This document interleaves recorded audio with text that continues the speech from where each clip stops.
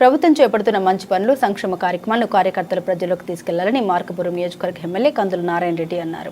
మార్కాపురం జిల్లా పొదిల్లో నిర్వహించిన వర్చువల్ మహానాడు కార్యక్రమాలు పాల్గొన్న ఆయన పార్టీ కార్యకర్తలు ఉత్సాహం నింపారు.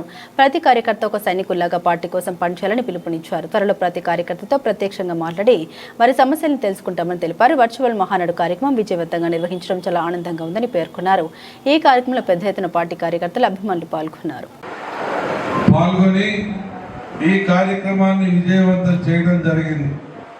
అలాగే ఈరోజు కూడా అత్యధిక సంఖ్యలో పాల్గొన్న ప్రతి ఒక్క సభ్యుడికి హృదయపూర్వకంగా అభినందనలు, నమస్కారాలు తెలియజేస్తా ఉన్నాం. ఈ మహానాడుని ఎన్టీ రామారావు గారు తన బర్త్డే నాడున జరపడం అనేది ఒక ఆనవాయితీగా వస్తూ ఉంది. ఈరోజు స్వర్గీయ నందమూరి తారక రామారావు గారి పుట్టినరోజు.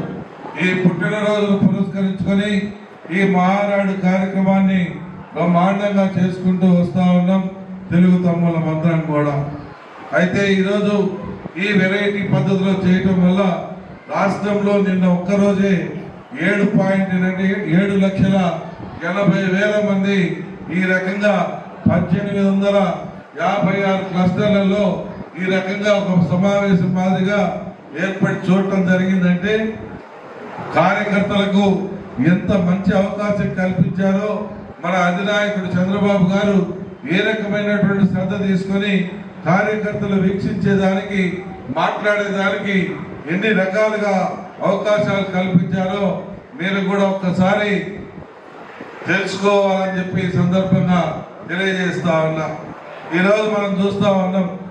దయచేసి కొద్దిసేపు